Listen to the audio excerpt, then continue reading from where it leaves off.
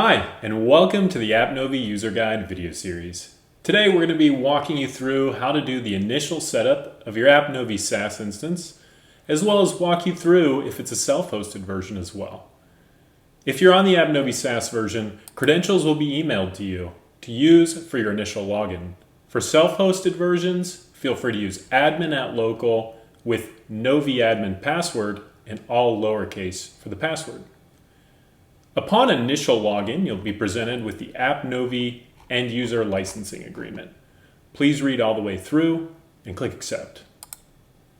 Upon accepting terms, you'll be brought to the initial configuration page, where you'll enter your company name. For self-hosted versions, you can enter your host name. For SaaS, please disregard this field and click Finish. From here, we'll want to set up our initial configurations and integrations so that we can start searching through data. To start, I'm going to go to the integration page. I'm going to go to the CrowdStrike integration, and we're going to enter our different API credentials, starting with our user ID, our secret key, which we'll place here. We're going to query all agents and click Save. From here, we can go into Edit Code and take a look at the entirety of the integration. We can test to see if we have proper authentication, which I'll do now.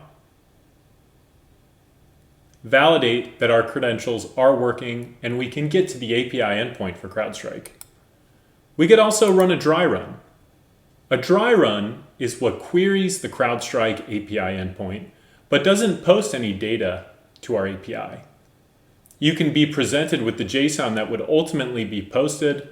You can look through what components and what connections would be brought had we done a production run. Let's go ahead and do a production run now.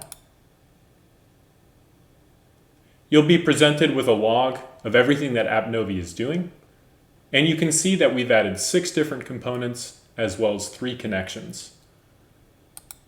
Whenever you add data into the appNovi interface, you can go back to the workspace, and by looking at our workspace toolbar, you'll be presented with a number of options.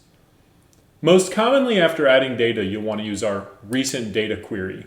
This is a pre-done query that looks for whatever you most recently posted in the last 10 to 15 minutes. We can see there was 6 different components, including 3 servers, as well as 3 different interfaces.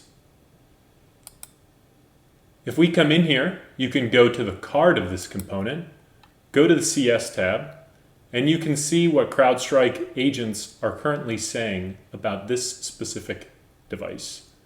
We can see it's an EC2 server running on Windows 2016. We can see when it was last seen by CrowdStrike. It's AWS zone group. And we can also put all of these different devices into a tabular view. You can export this to CSV if you'd like, or optionally, you can export this workspace as an image as well.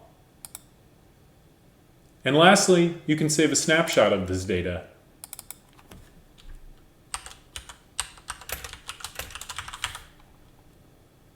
A snapshot goes beyond just an image and actually saves this workspace, both the historical point in time data, the zoom level, and if we were to clear this out, we could click it and be brought right back to that point in time. There's also a shareable link, and you can delete old unused snapshots if you prefer.